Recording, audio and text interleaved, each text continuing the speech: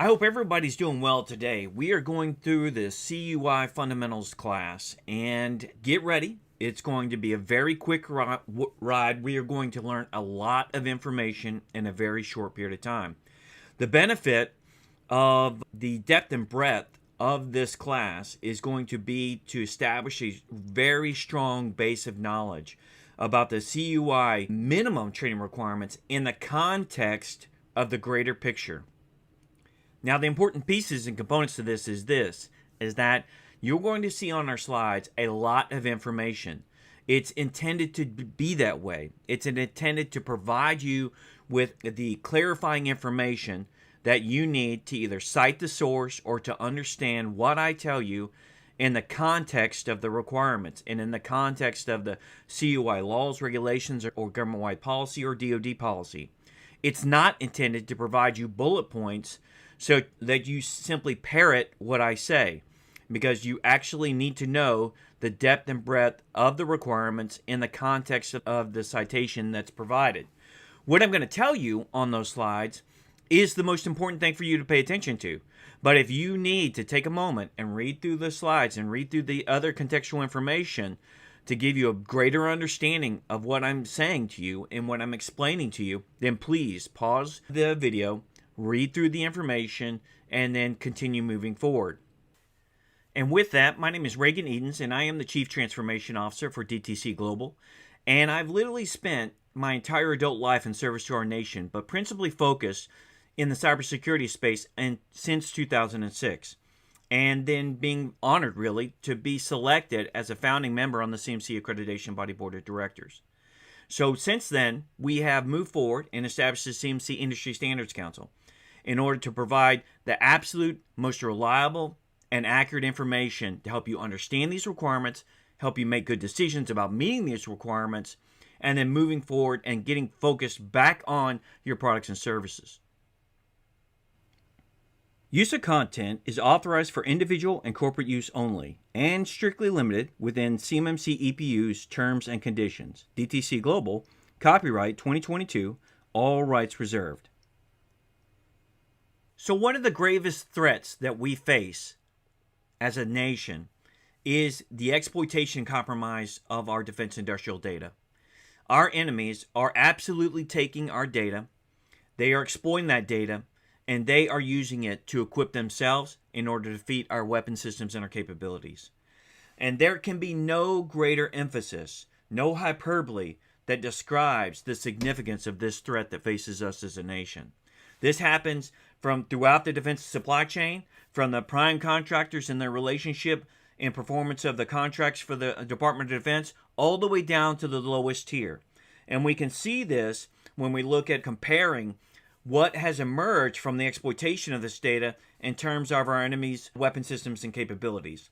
In the sense that, in the picture before you, you can see that there's almost little or no difference between the design in the F-35 and in the Chinese version of that weapon system. And even though it may be an inferior copy, the reality is, though, that copy was made at significantly less expense and significantly less difficulty by taking our data, stealing it, and then filling in the blanks. So let's take a closer look at the F-35, one of the greatest weapon systems in terms of air dominance that the world has ever known, and I've personally benefited from during combat operations in Afghanistan. And analysts have looked at these two aircraft and compared them side by side, as we see in the picture here, and looked and been able to decide and identify which parts and pieces that the Chinese did not steal. This is a problem, folks, and this is a grave threat, because the question is, where did they get the information from? And the answer is that information is distributed across our entire defense industrial base. So we know and understand that this is taking place in real time, 24 hours a day, 7 days a week, 365 days a year.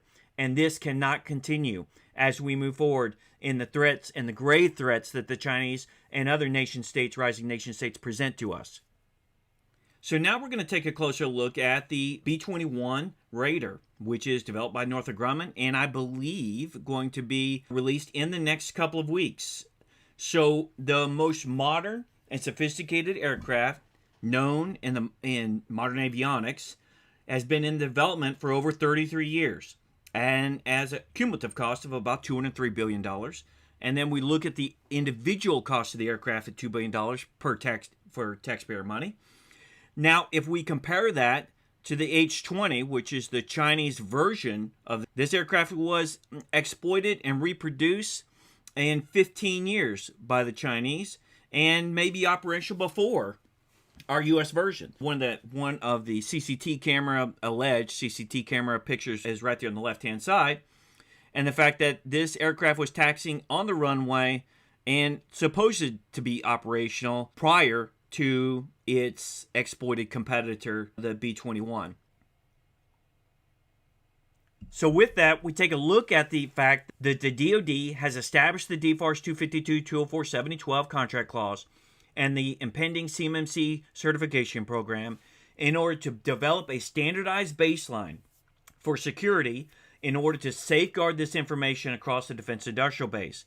In order to do so, we have to understand that these requirements started in December 31st of 2017 and continue forward right now and are getting ready to expand, not contract, underneath the CMMC certification program, which is to be launched in this spring. Okay, so let's take a look at controlled unclassified information. It's information that the government creates or possesses, or that an entity creates or possesses for or on behalf of the government that a law, regulation, or government-wide policy requires or permits an agency to handle. Now, in our terms, it's what we're looking at in terms of the information that is created or received on or behalf of the DoD in performance of the contracts that we do for the Department of Defense. Sometimes that information is in terms of paper. Sometimes that information is in terms of digital documents or parts or pieces. And our job is to safeguard this data that we create or possess on behalf of the DoD in performance of our contracts. Safeguarding this data means that we have to understand what it is. We have to understand how to identify it, and we have to understand what are the requirements related to handling that CUI. And then, of course, we have to implement these security controls. We have to understand the security requirements related to those controls, because we have to ensure that those safeguards are implemented correctly and they're operating as intended and they're producing the desired outcome. That is our primary responsibility when we are executing this mission to protect and safeguard CUI. Now, a little bit closer look at controlled unclassified information from the 32 CFR, and I'll explain exactly what that is and what that means in just a second. If we're receiving this information, or we create it, or we possess it in performance of a contract on behalf of the government, then that means that there's a law or regulation that says that we have to protect it, or we have to safeguard it, or we have to handle it in a very certain way, or we have to limit the ways or the means or to whom that we may disseminate this information. So remember, again, I want to emphasize that if the information is lawfully publicly available, then it is not controlled and classified information. But in terms of what is controlled and classified information, from a DoD perspective, the two biggest categories are controlled technical information and export controlled information. Now, there are 22 other categories of CUI and 92 other subcategories and many other different types. Our challenge here is to understand the two major categories, and we're going to spend a little bit of time about that, but that in itself is a very long and much more in-depth and detailed course. We are going to touch on it because we have to wrestle with this concept of what is CUI and then why is it CUI, so we know how and where to apply these safeguards in terms of protecting the data. So the governing policies for CUI are defined underneath the Defense Counterintelligence Security Agency FAQ. Now, they're defined in many different places, but this is the best place that limits the most important documents related to these requirements. So in the DCSA FAQ, it says, look, you got to go by the Executive Order 13556 that establishes the CUI program. The 32 CFR establishes this program, and I'm going to talk about how the Part 2002 presents the entire foundation for everything that we need to do. And I'll focus on that in just a second. Now, incumbent in these requirements and in purposing and applying these requirements every single day the NIST 800-171 is an absolutely pinnacle document for you to understand. If you've got a little bit more knowledge and you thought, I thought about the CMMC assessment guide. The reality is that the federal standard is built on the NIST 800-171. That is your principal reference in understanding these requirements, but not understanding all of the requirements. And I'll try to differentiate those as we move forward. The DoD policy is very important because the DoD policy, DoD Instruction 5248, includes more stringent requirements. And the DCSA rightly points out that when those requirements are called out within the DoD policy, that those are the requirements that must be followed. So what I'm going to do is I'm going to contrast, or what are the basic or the foundational requirements related to those governing documents above, and then how do they relate to the DoD policy, and I'll try to highlight where those requirements within the DoD Instruction 5248 are more important, or more stringent rather. They're not more important, but more stringent, and how those must be followed. Okay, so we build on the governing policies, and then we add to them within the DoD policies. That's the way this works. So 32 CFR comes from the U.S. Code of Federal Regulations, and the Part 2002 establishes the Controlled Unclassified Information Program. All right, that program is, the purpose of it is to establish the policy for designating, handling, and decontrolling information that qualifies as CUI. That's important. All three of those terms, designating, handling, and decontrolling, are very important, and we'll explain what those mean, but also is the terms of understanding that information qualifies as CUI.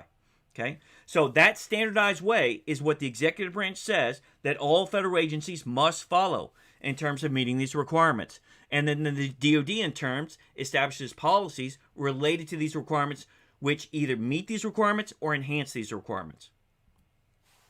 So in accordance with the CUI Notice 2020-01, there are minimum training standards for authorized holders. Okay, that authorized holder is you, and we'll talk about how that's defined and how that applies to you. So we have to understand the fact that what are the routinely handled categories of information related to the DoD and related to you. And those two categories we talked about, they are export controlled information and they are controlled technical information. And then understanding how the CUI registry impacts how you meet requirements and how you implement the requirements that are related to safeguarding controlled and classified information. And then also understanding the oversight responsibilities related to at the federal standard and related to the DoD. So who is the executive agent for CUI? That executive agent is the National Archives and Records Administration. Okay, there is an office that is the Information Security Office. We call it the ISU. Okay, and that is the CUI executive agent. As an executive agent, they are responsible for the federal guidance for CUI, and that guidance is binding across all federal agencies. So the DoD must incorporate the ISU CUI guidance in its requirements, in its policies, and its procedures, and its agreements. So whenever you see something that the DoD tells you that you have to do with regards to controlled and classified information, that means that the ISU is telling them that that you have to do it, and they're adding in addition to sometimes in additional things that you have to meet as well. So as the executive agent, the ISU manages the key elements, and those go across the CUI registry all the way down for the full implementation of CUI requirements across the federal agencies in those areas. So the CUI registry is very important because it establishes that foundation for what all federal agencies must do in order to meet their requirements related to the type of CUI or the category of CUI that the agency handles. And then as the agency, which is the DoD in this case, passes its responsibilities down to you, it does that as an authorized holder. And we'll talk about the specific definition of that in just a second. But as an authorized holder, you and your organization are responsible for meeting the requirements within the CUI registry for each of the type of categories and the types of subcategories and the types of CUI that are present within your environment during the performance of your contract. That CUI registry is an important place for you to know and an important place for you to consistently reference because it does change, okay, with a very consistent frequency. So the Defense Counterintelligence Security Agency's FAQ says, who can create CUI? And for some reason, for which I really don't understand, this has been a bit of controversy in that people have the false belief that they don't create CUI in performance of the contract. And nothing could be further from the truth. The fact is that most organizations out there will create far more CUI in performance of your contract than you'll actually receive. So the DCSA says anyone can create CUI, and when it's generated on behalf of an executive agency, that would be the DoD in this case, okay, under a contract that falls in one of the 100 DoD CUI categories. So the DoD CUI is simply a term that the DoD uses to describe the controlled and classified information that's important to them. So if anyone can create CUI, then what is CUI? That's a challenge. I understand, folks. I really do.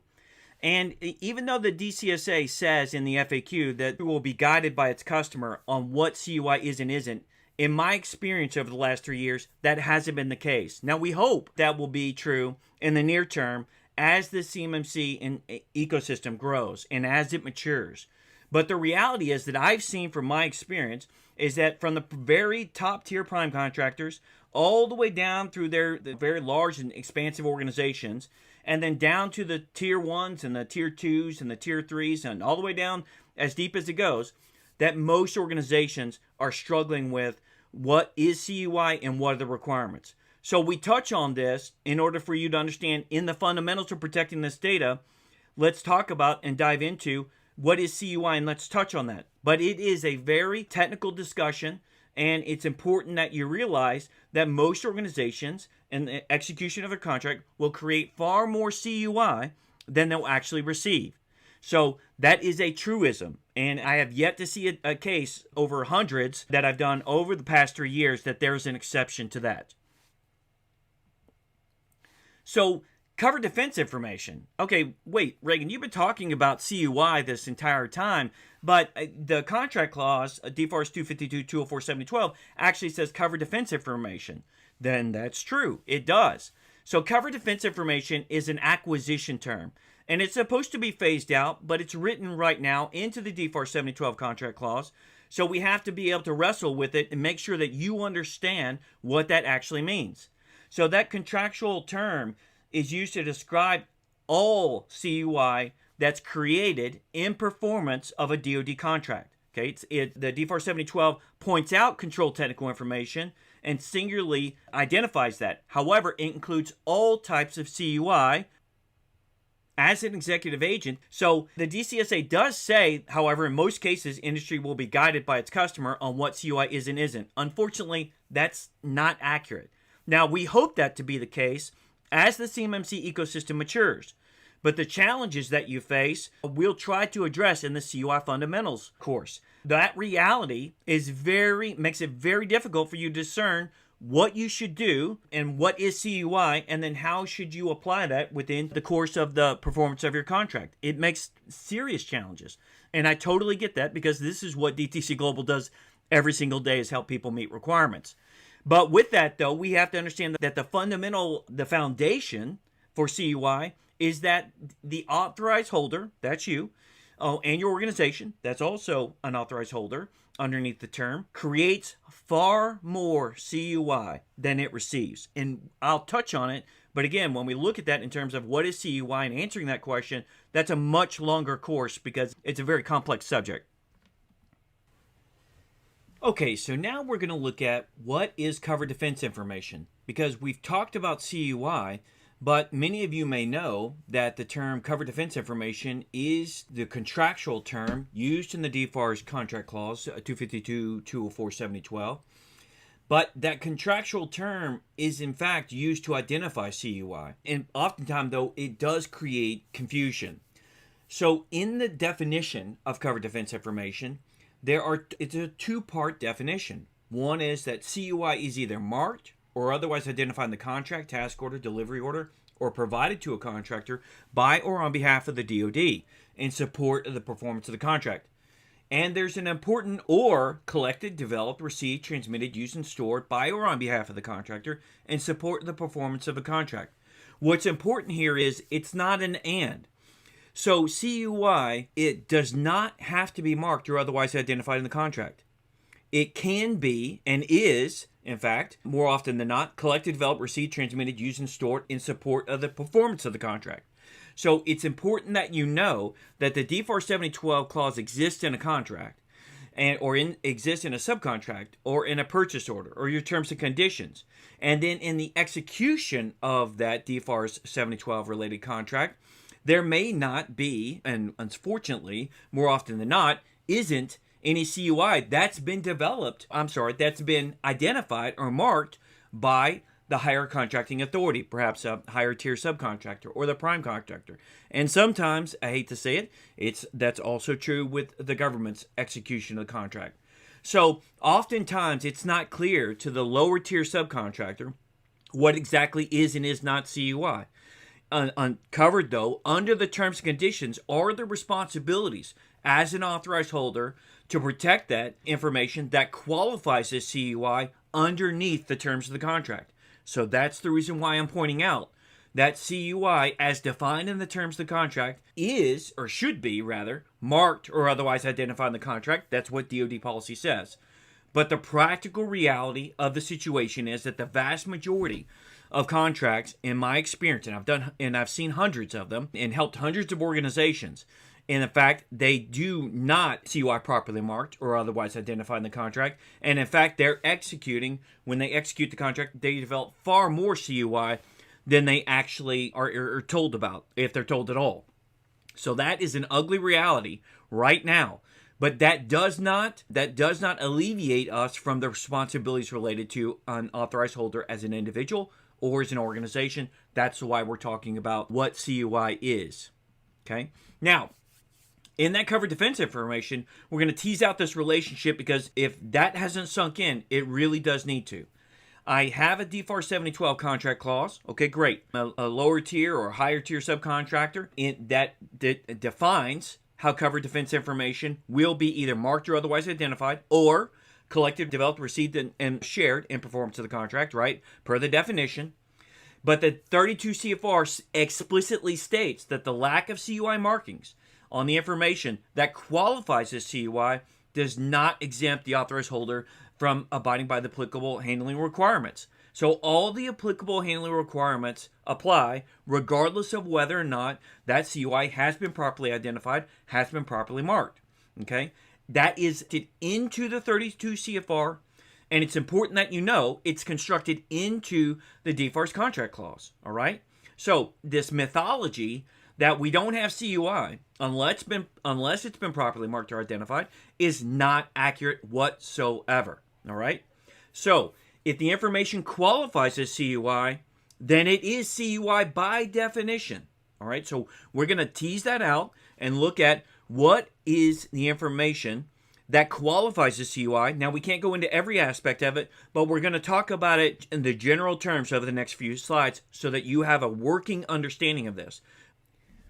Okay, so previously I mentioned the CMMC Industry Standards Council. And in the Industry Standards Council, we have put a pen to paper and really spent some time reconciling the multiple sources of information regarding what is CUI. That's a very, very tough question to answer because there's the sort of superficial answer, which is fairly straightforward. But the reality is, because of the fact that each of the reference sources that are used to answer that question at the federal level and at the DoD level don't reconcile very well with one another. Some of the references at the DoD level are outdated, don't align with the current policy or the contract clause requirements, or DODI 5248. So the lack of reconciliation between these various references makes it more difficult to answer that question, what is CUI? That answer is 44 pages long, all right? And that's obviously an entire class by itself, but we're going to dive into the fundamentals of answering what is CUI so that you understand the depth and breadth of your responsibilities as you execute them within your environment and at the individual level and at the company level. So let's dive into it. So let's get our arms around technical data and CUI requirements, right? Because the DoD principally focuses on technical data because they include the definition for controlled technical information within the DFARS 252, 204, 7012 contract clause, but they also include all the types of CUI that would be received or developed or marked or identified, right, in performance of the contract. So principally, it could be any of the categories of CUI, but most often in my experience, it really focuses on two principal categories. One would be controlled technical information, and the other would be export controlled information. Now, what's interesting about both of those categories is that they both share very similar definitions related to technical data and technical information. But there are some important differences, and those differences are egregiously punitive when we talk about ITAR and EAR requirements related to export control. And so if you have export controlled information, you are going to want to know the technical details of the requirements related to ITAR and EAR controlled categories of information so that you get that right. But let's begin with the technical data because it's shared in principle between both controlled technical information and export controlled information. So now that we looked at DODI 5248 and we looked at the description of technical information at its widest point, now we're looking at it at its narrowest point. And the narrowest point would be a word-for-word application of the definition for controlled technical information that is embedded within the DFARS contract clause itself. So that definition says that controlled technical information means technical information with a military space application that is subject to controls on the access, use, reproduction, modification, performance, display, release, disclosure, and dissemination. Now, the key words here are that are guiding us as an authorized holder, both as an individual and an organization. It says that we have responsibilities in order to protect this CUI that we call controlled technical information because it is technical information that has a military and space application in performance of our contract. And then now we have to protect the confidentiality of that information and prevent the access, use, and reproduction and modification, performance, display, release, disclosure, and dissemination to who? To those unauthorized individuals. So as a authorized holder, I need to know to whom am I restricting this information from. We'll get into that a little bit later. But the most important application of this definition is that when we look at access in particular, we look at the fact that the DODI 5248 has this very specific definition for the word access. So we need to look that up in the back of 5248, okay, and then apply that to the definition for access because that's the relationship of it in relationship to protecting controlled and classified information, in relationship to what the DFARS clause is telling us to do, which is to maintain the confidentiality of that and prevent access from unauthorized individuals, right? So that's important because we're not talking about the technical definition for access related to the NIST requirements. They are not the same animal, okay? They're similar, but they are not the same. The DOD instruction 5248 expands that definition just like it expands the application of what is CUI and what isn't CUI related to the previous slide. Now, if we look at controlled technical information in particular, he says in the second part of the definition that if it's disseminated for distribution statements B through F, using the criteria set forth in DOD instruction 5230-24, distribution statements of technical documents. If it is to be disseminated that way, that means that it has to fit into descriptions. Looking over into the table 5 from enclosure 4, if the information that we're developing or that we're receiving or that we are sharing fits into any of the descriptions on table 5, then it is, by definition, controlled technical information. It does not have to be distributed, right? It does not have to be labeled with their distribution statements. But if we were to distribute it, okay, then we would label it according to that description, and then that would, by definition, mean that it is controlled technical information. The challenge here is that the DOD instruction 5230-24 is from 2018, and it does not reconcile with the guidance within the DOD instruction 5248. So that's the reason why we wrote the 44-page paper, is because to reconcile those two documents. It is very difficult to do that on your own without a really intricate depth and breadth of experience in how these documents do or do not fit together.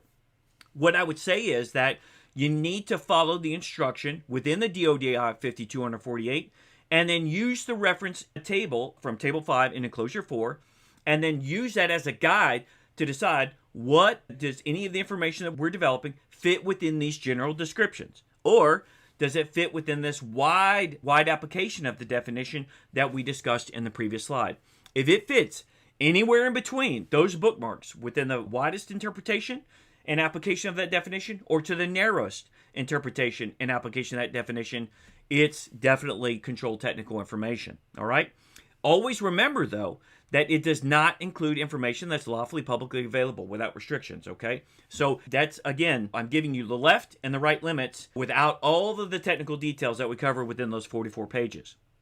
Now, let's dive into military and space unique technical information, okay? Because that's important. Those two prerequisites, or descriptors, if we will, used within the definition of controlled technical information, guide us in how we apply that within the products and services that we provide. We look at the military and space unique aspects of that technical information, and that separates it from anything that's going on commercially, and we'll talk about that in the next slide.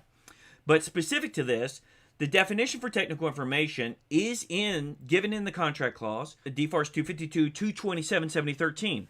Now, that is just for the definition, folks. That doesn't mean that clause is in your contract or in your subcontract. What that means is that the 7012 is borrowing its definition from the DFARS 7013 clause, which happens all the time when we look at this for other various contract clauses and requirements. Now, the technical information, let's rip apart this very quickly. The technical information means technical data. Of course, both of these have definitions as those terms are used within the 7013 clause. All right? Now, let's look at technical information. It gives examples of this as a guide, okay? Not as an absolute.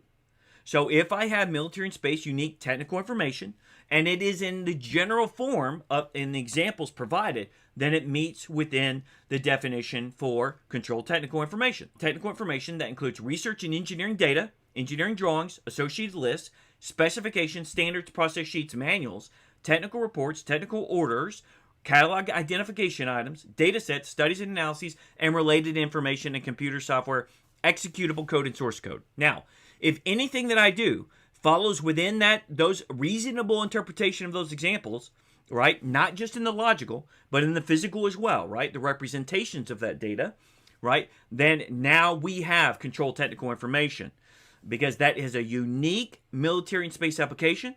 It's the representations of that technical data fall within a reasonable application of these examples, and it fits within the descriptors that are given in the Table 5 and Enclosure 4 of the DoD Instruction 5230-24. Now, if you think about this, could be anywhere within our organization. And in fact, we're not talking about just the engineers. We're talking about quality control. We're talking about non-destructive testing. We're talking about the supply chain. We're talking about the logistics aspects of this, right? Certification and archiving. So the creation of CUI is far more prevalent throughout at your average organization than one might suspect. It's not just about the data that you receive that's marked or identified, and it's not typically about the data that you think of that is unmarked, right?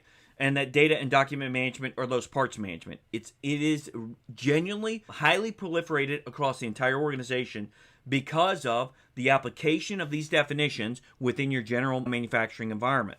All right?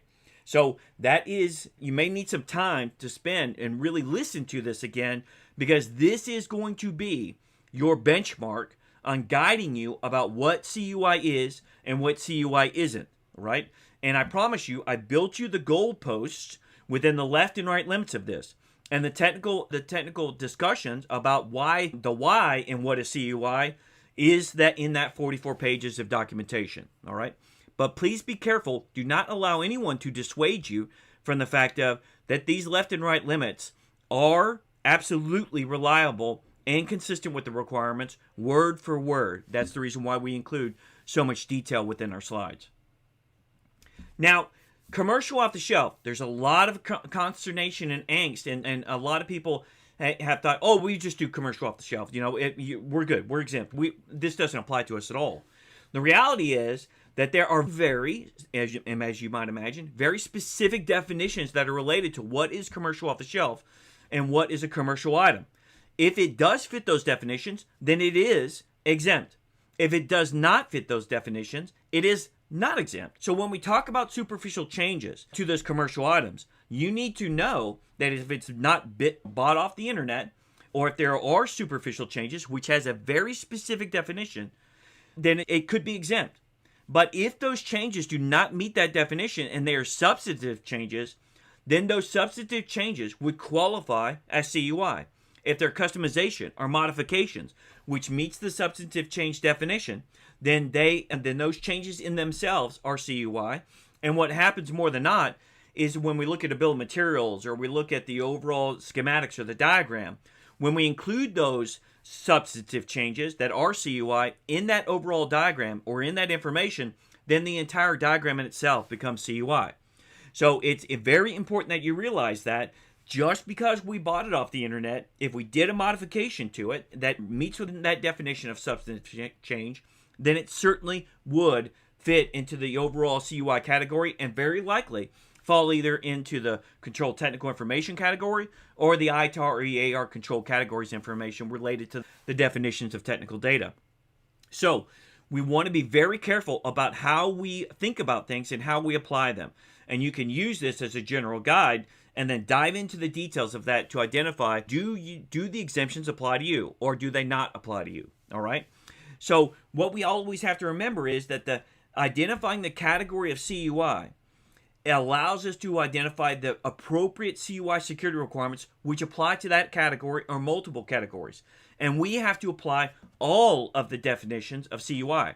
So if I have controlled technical information and I have ITAR or EAR controlled categories of information, then I must apply those definitions and those requirements to those categories and each of those categories within my environment. So I have to follow the ITAR and EAR related to that type of information, and I have to apply the security requirements related to controlled technical information if that's what applies to the other types of CUI that I have. All right. So remember that we're doing that discerning about what is CUI and what isn't CUI is the first step. Then deciding what is this unique category of CUI or the subcategory or the types of CUI so that I know the types of security requirements that apply to that category and I can incorporate them into my implementation of NIST 800-171. Excuse me. So, as you might imagine, we're diving into detail which goes far beyond the standard class that's given within the Center for Development of Security Excellence. Now, that class is a great class, and it applies them in a very sterile sort of application. It's not looking. The Defense Counterintelligence Security Agency has done a magnificent job in developing that course, and I've lauded and praised them, and actually helped coordinate to get that course onto the DoDCUI.mil website because it meets the requirements. But when we talk about CUI fundamentals, we're really talking about how these requirements really fit into the dynamics of the defense industrial base environment, right? So it's a great course. I encourage you to use it and to audit the course and look through it. But at the end of the day, there are more additional things that you need to look at in order to meet all the requirements related to federal policy and all the requirements related to DoD policy and how those requirements fit into your environment when you're required to implement NIST 800-171. Principally, they fall into four specific parts. The mandatory training, okay, the organizational level training, which it explains how are we going to apply the requirements in our specific environment, okay, and then the specified CUI training related to the types of categories of CUI that you have in your environment. So you need to include, for example, export controlled information or other types of categories of CUI that you have in your environment when the requirements differ from each other between, let's say, controlled technical information, export controlled information, and maybe some other category of CUI or multiple categories of CUI. So you have to cover those specified CUI training categories because the 32 CFR requires it, and I'll show you, of course, where it does. Lastly, remember that in NIST 800, NIST 800-171, they require specific insider threat training and cybersecurity awareness training. So there's a fourth part there that's not included in anything else when we look at the CDSC's mandatory CUI training. However, though, the CDSC does have excellent insider threat and cybersecurity awareness training that I would encourage to take inside their websites, just in a different section. You can kill two birds with one stone, but always remember that the second and third parts of this training are absolutely critical to your success in meeting requirements. All right. So now we're going to talk about the training of authorized holders specifically. We talked about it in generic terms and what the application of the requirements are and how to discern what CUI is and isn't in very general terms, what is controlled technical information and what may fit into other categories of CUI, what may be exempt. All of this is really setting the stage for what are the responsibilities related to an individual and an organization for protecting controlled and classified information. And that is required, of course, within the CUI Notice 2020-1. Now, the authorized holder, you've probably got a general sense of what the definition is, but if you don't establish the foundation for what the authorized holder is responsible for, you really don't have a sense for the depth and breadth of the requirements and the depth and breadth of responsibilities, either at the individual level or the organizational level or at the group level. Let's look at the definition, the specific definition for authorized holder, and we'll dive into that a bit. So underneath the 32 CFR, the authorized holder is an individual, an agency, or an organization, group of users that is permitted to designate or handle CUI in accordance with 32 CFR 2002. So in every single DoD document, it says follow 32 CFR 2002, right?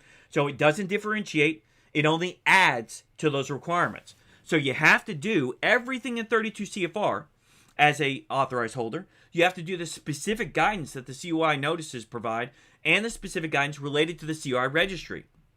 And then you must follow the specific guidance given by DoD policies. This layering of responsibility is difficult, but that's the reason why we produced the CUI Fundamentals course, so that you would be aware of it, even though we don't dive into the technical details amongst all the requirements.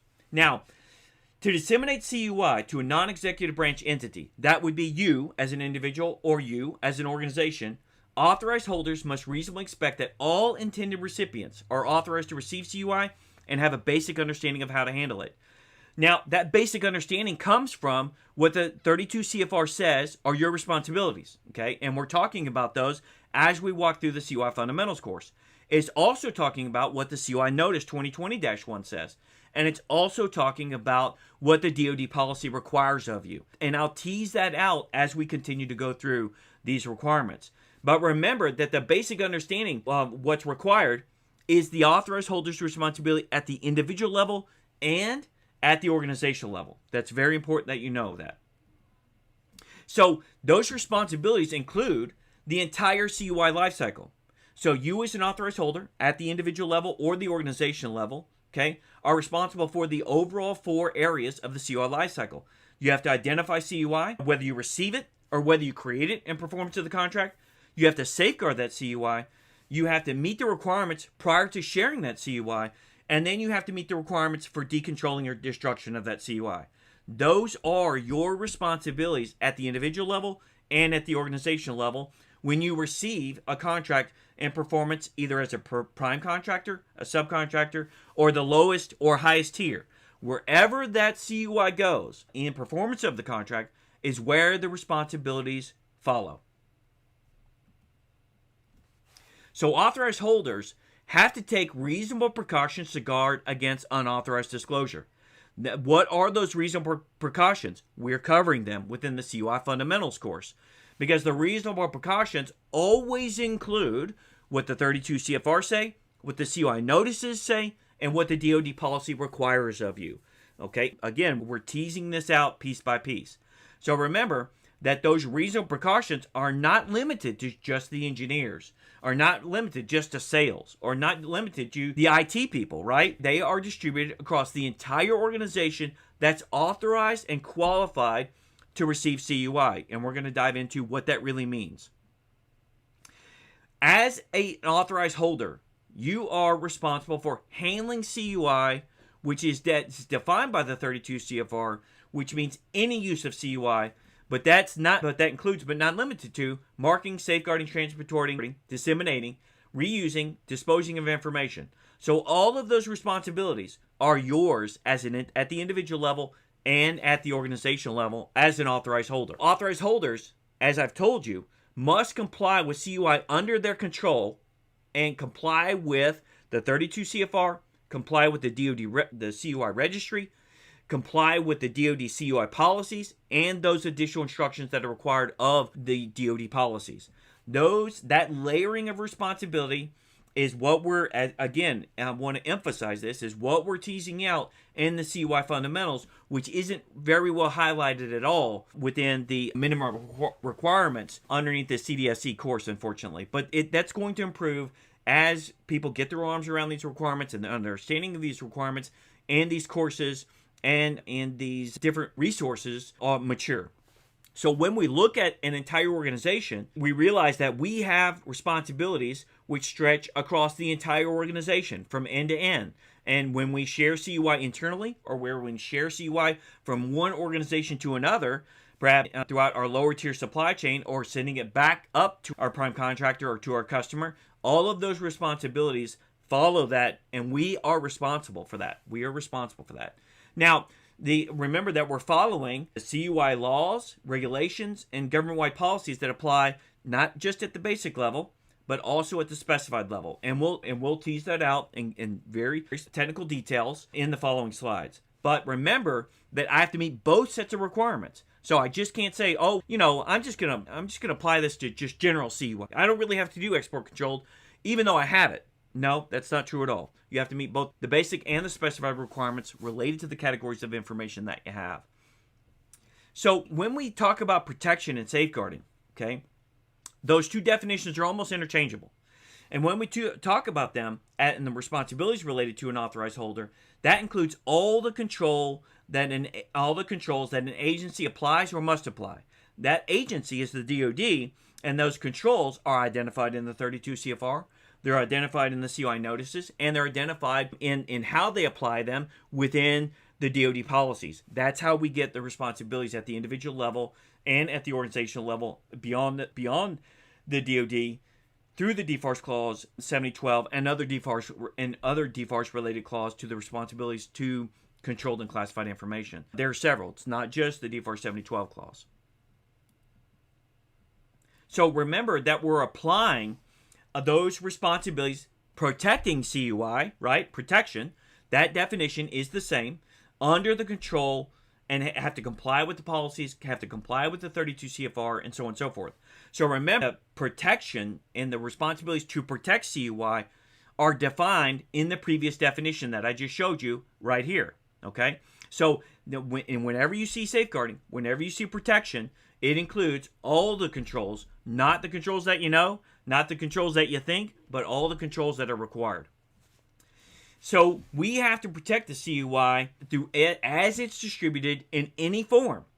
All right? Because remember, we have to control access. We have to control the reproduction, the representations, the visual, right? Those are our responsibilities. So that means that CUI could be in the form of a digital document or a picture, right? The representations, a drawing, a chart, right? And all of those things that are required for us to understand what the CUI is and what the information is that we're protecting. And that's distributed throughout the entire organization and externally throughout our supply chain according to DoD policy.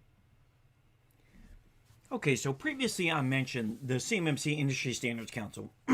And in the Industry Standards Council, we have put a pen to paper and really spent some time reconciling the multiple sources of information regarding what is CUI.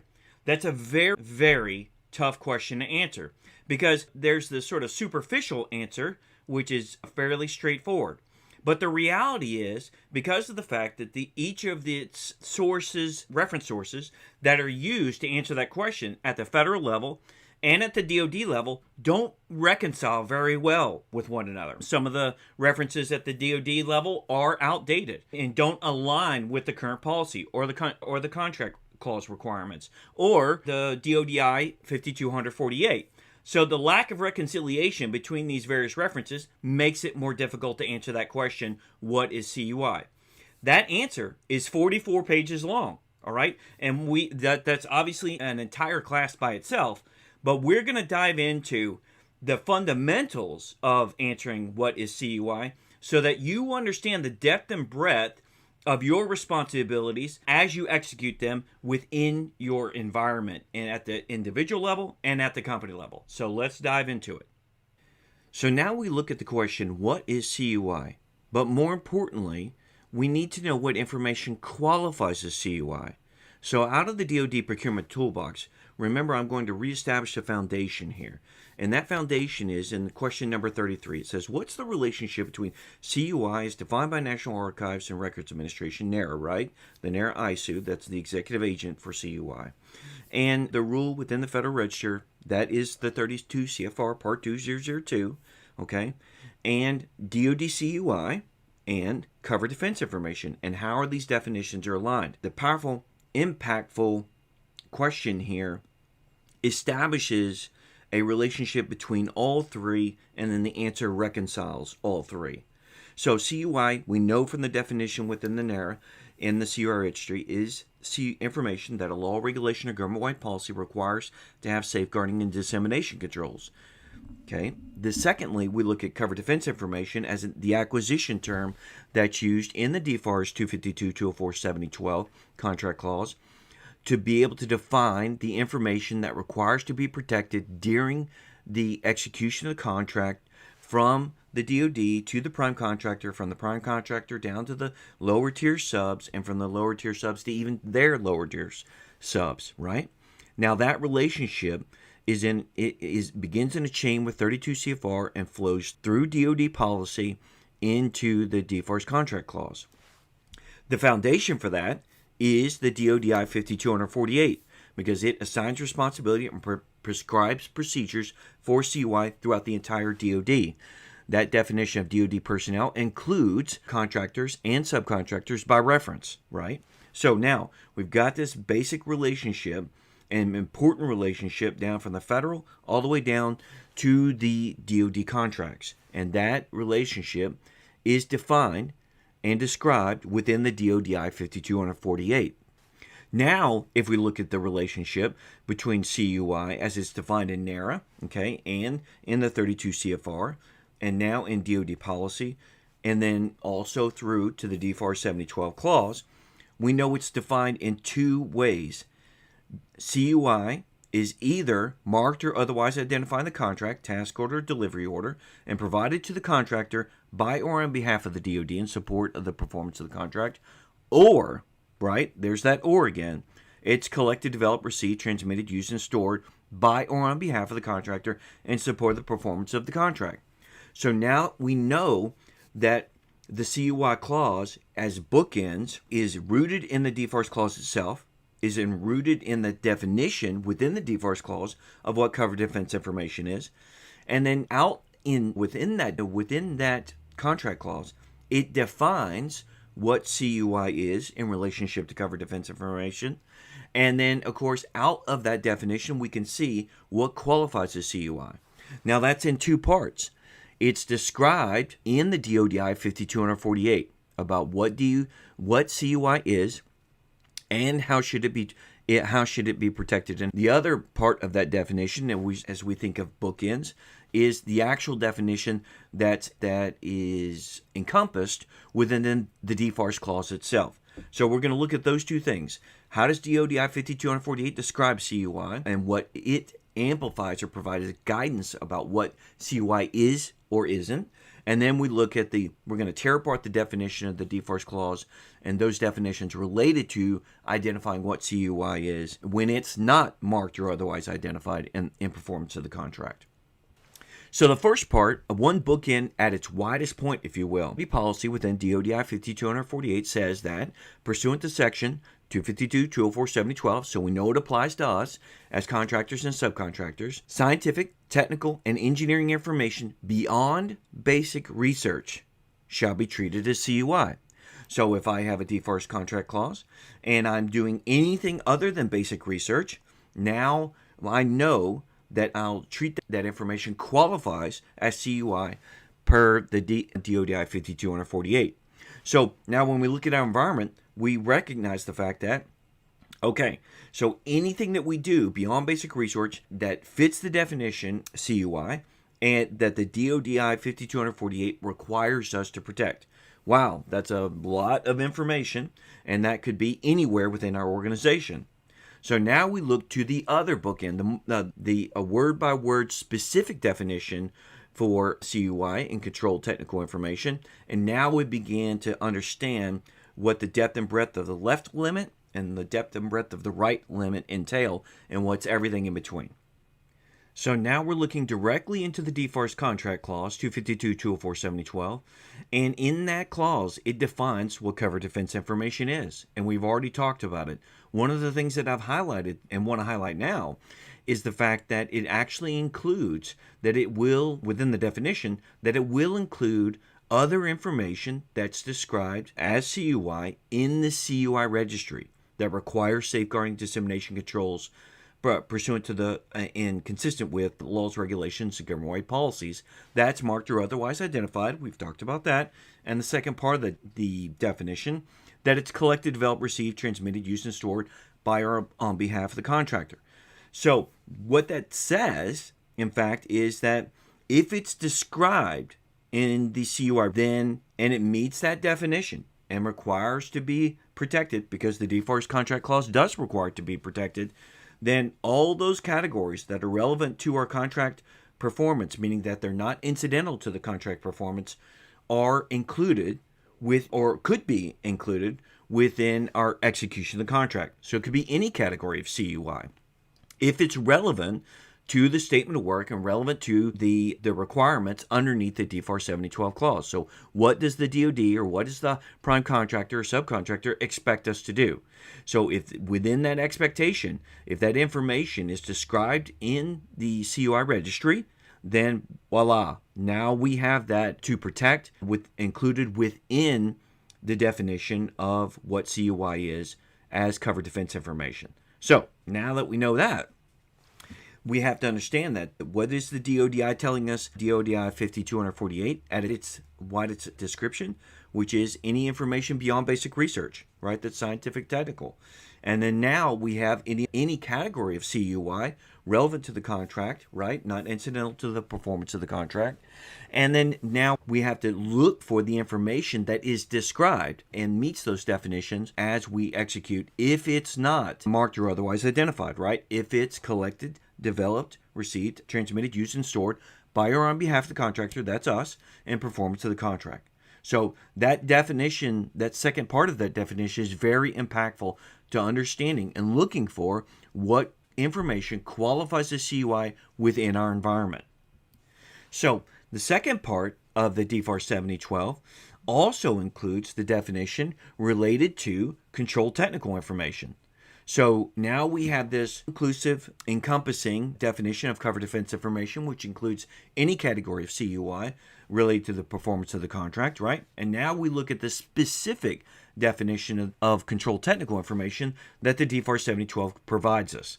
So controlled technical information means technical information with a military space application that is subject to controls. So if it's within the realm of the DFARS 7012 clause, right, or other CUI laws, regulations, and government-wide policies, and then those controls, meaning that we have to protect it from the unauthorized disclosure or the break in confidentiality in relationship to access, use, reproduction, modification, performance, display, release, disclosure, and dissemination. So that's what we're protecting from, right? When we, as authorized holders, and we're protecting CUI and controlled technical information, this is what we're looking to protect from. So the other part of that definition says that controlled technical information would meet the criteria if it's disseminated by distribution statements B through F using the criteria set forth in DoD Instruction 523024, distribution statements of technical documents. Okay, you may or may not be familiar with that document. We're going to dive into it and we're going to break that down just a little bit more. Last, the term does not include information that is lawfully publicly available without restrictions. So that's always the important defining characteristic as well when we're looking at what information qualifies as CUI underneath these definitions of covered defense information and controlled technical information in relationship to our contract performance under DFARS 252, 204, 7012. So, we know that all categories relevant to the contract performance are included within covered defense information, and we know that specifically controlled technical information includes technical information, which, what does that mean by definition, right? With a military space application. And so now we want to break that down into a little bit more. Now we know the second part includes the DODI 5230.24, but first we want to look at what is technical information, and how do I understand that better when I'm looking at, okay, this relationship here. So technical information is defined within the DFARS 7012. It relates to, or the DFARS 7012 refers to, references the DFARS 7013 clause, okay? And it says specifically it doesn't matter whether or not the clause is included within your contract or within your agreement or your purchase order, but that definition applies. So let's look at what that definition says. Within the DFARS 7012, it says that it defines technical information as, it means that technical data or computer software as those terms are defined within the DFARS 7013 clause. So the 7012 clause actually includes the definition of technical information, and then, as I mentioned previously, refers to the 7013 clause. Now it also provides me examples of that, because I need to know, okay, I've got a definition for what that means, but what are some examples that I can pull from to understand how that applies within my environment? So it says research and engineering data, engineering drawings, associated lists, specifications, standards, process sheets, manuals, technical reports, technical orders, catalog identification items, data sets, studies and analyses, and related information, and also includes computer software, executable code, and source code.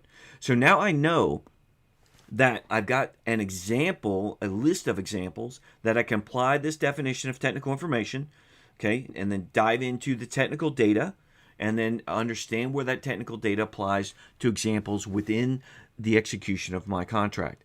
So now I'm really understanding, okay, look, this is pretty wide definition. This could impact us anywhere. For example, non-destructive testing or quality assurance testing, other quality assurance testing, information that's in my IT infrastructure, information that's within my sales process, information that's within my process or my production capabilities, right? Or my certification archiving. So I've got lots of technical data which fits into this description, okay, and then is applied with my environment that has a unique military and space application, because I'm always going to refer back to the previous definition, right? So let's add that into what we know from the DFARS 7012 clause. So the DFARS 7012 clause, and let's summarize really quick, says any category of CUI basically relevant to my contract performance that's in the CUI registry. So that's covered defense information. Okay, good. Controlled technical information also included within that definition, and that's the technical information we just discussed within a military and space application. So it's unique to a military and space application. So it's not commercial applications, right? Because that would be publicly available. It's military and space application that there's an expectation of confidentiality, right? That needs to be in relationship to the information that qualifies as CUI. I'm required to maintain the confidentiality of that data. So the third part of this definition for controlled technical information includes the descriptions within the distribution statements B through F in this DODI instruction 5230.24. There's a challenge there, though. That DODI instruction 5230.24 is a little bit outdated. But if we look at the enclosure 4 in the table 5 and enclosure 4, it gives us the descriptions of what the information would be, what the technical information that would be protected, right, underneath the DODI 5230.24 if it meets the description on that table related to this definition of technical information with military and space application. So if it hits within those descriptions on table 5 of enclosure 4 in DODI 5230.24, then it falls within the realm of controlled technical information. Now, the definition doesn't say that we have to distribute it that way, but it says is if it is disseminated, then it would meet the distribution statements B through F in the criteria set forth within Table 5 and Enclosure 4. So I read through Table 5 and Enclosure 4, and it describes the different areas of technical information that requires to be protected underneath DFARS policy. And now I've got these bookends. I've got the widest bookend, which says, okay, any information beyond basic research, and then any information beyond basic research that's going to fit within this Table 5 of Enclosure 4 within the DODI 523024. So I've got my left limits and I've got my right limits related to controlled technical information. And I always recognize the fact that this information is not publicly available. All right. So when we summarize, because that's important to do this, we've covered a lot of information. We know that controlled technical information, meaning that the definition provided for us allows us to know what qualifies as CTI, right? If it's technical information, as defined within the clause and within the DFARS 7012 and 7013 clauses, right, that has a military and space application, so it's not commercial, right, and that if it's disseminated with, or could be disseminated with, this distribution statements B through F, right, from 523024. And we know that the information is not publicly available. So that's the reason why we have to maintain the confidentiality of it. So that gives us, again, to summarize these four unique aspects when we're looking at what information qualifies as controlled technical information per the DFARS 7012 clause. So let's build this up, because it does get confusing, because we've got this important criteria. We're looking for what information is not marked or otherwise identified in the contract. We're looking for the second part of that definition of covered defense information that says we're going to collect this, develop, receive it, transmit it, and store it in performance of the contract. So that's the information that we're looking for that qualifies as CUI. We know it qualifies as CUI if it's marked or identified in the contract. But now we're looking for that second part that's not marked or identified within the contract. So breaking it down underneath DODI 5248, it says, look, if it's in the CUI registry and described there and defined there, and that comes within the definition covered defense information within the performance of the contract, that's CUI. 100%, no ambiguity, no uncertainty. Okay, what information qualifies as CUI within this definition within the CUI registry? Because that includes the DFARS 7012, right? Defense information and controlled technical information. Okay, then we look at the DFARS 7012 and we break that down. And then within the definitions of covered defense information, which we did, and controlled technical information, which we did. And then we add on the DoD policy, because that allows us that provides us the description which allows us to understand this, or should allow us to understand this, in a better context. So we add the first part of the description underneath DODI 5248, which says that pursuant to the DFARS 7012, if it's scientific, technical, or engineering information beyond basic research, then we're going to treat that as CUI, and we're going to go look in the CUI registry for information that's related to a category in there, or we're going to look into the definition of controlled technical information and see if that information of a scientific, technical, or engineering nature, military and space application, fits into our Table 5 of our Enclosure 4 from the DODI 523024. So, again, 5248 gives us policy guidance related to the DFARS 7012 clause. It tells us to look at covered defense information within the CUI categories. It tells us to look at the definitions related to the DFARS 7012 clause itself, and then gives us a very wide general description of what information should be treated as CUI in the performance of a DoD contract or DoD activities. All DoD personnel are included within this 5248. And then within the definition of the 7012, we look for further clarity from this Table 5 from the Enclosure 4 of the DODI 523024. And now we have a rock-solid foundation of what a CUI is when it's marked or otherwise identified. And now we have a rock-solid foundation of information on what information qualifies as CUI underneath the second part of the definition when it's collected, developed, received, transmitted, and stored in performance on behalf of or in performance of the contract for the DoD. So what CUI isn't? CUI is not commercial off the shelf, and it is not commercial items. Those items are exempt. However, we need to know the specific definitions, which we cover in a different class, because this is pretty technical, when we get into the FAR subpart 2.101. We do not want to make a mistake, because if we make a mistake, we're still responsible for that outcome, right? If I say that something is not ITAR, which is CUI, underneath the DoD contract, if I'd say it's not ITAR and it is ITAR, I'm responsible for all the violations related to the fact that I didn't think it was ITAR, but it really was ITAR. So now I need to know what the specific definition for COTS and commercial items are to know whether or not the information that I'm doing in performance of the contract actually is exempt. Because superficial changes as defined within the FAR subpart 2.1001 are not exempt. Superficial changes are exempt underneath that FAR subpart definition. Substantive changes are not exempt. So they qualify as CUI. So if I have a substantive change, okay, in my commercial item, then that substantive change would be custom or unique to the military and space application, and it itself would be CUI. So that would not be exempt. So if I had a bill of materials that had all my commercial off-the-shelf parts and pieces and everything that's related to a commercially available item underneath the definition, the FAR subpart 2.101, but I did a unique modification that was custom to the military and space application to the performance of the contract, that met the definition for a substantive change, then that substantive change would be CUI. And that document, that bill of materials, in fact, would be CUI because it would include the substantive change on that bill of materials.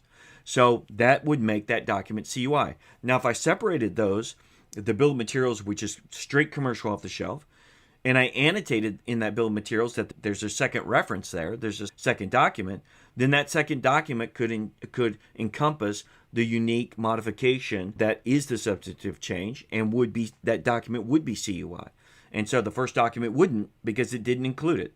The second document would because it does include that substantive change, which will qualify underneath the definition of CUI in relationship to the DFARS 7012, right? So we would look for a category which would represent this, and we would know, okay, this is ITAR, or no, this is controlled technical information, because it doesn't qualify as ITAR and it's technical information related to a DoD contract. So now I'm responsible for applying all the requirements unique to controlled technical information that within my environment. And if I had ITAR, if the technical information in fact was ITAR or EAR restricted category of information underneath the export control category within the CUI registry, now I have to protect that. Both have to meet all of the DoD requirements, and I'm required to apply the unique requirements related to the ITAR or the EAR restricted category.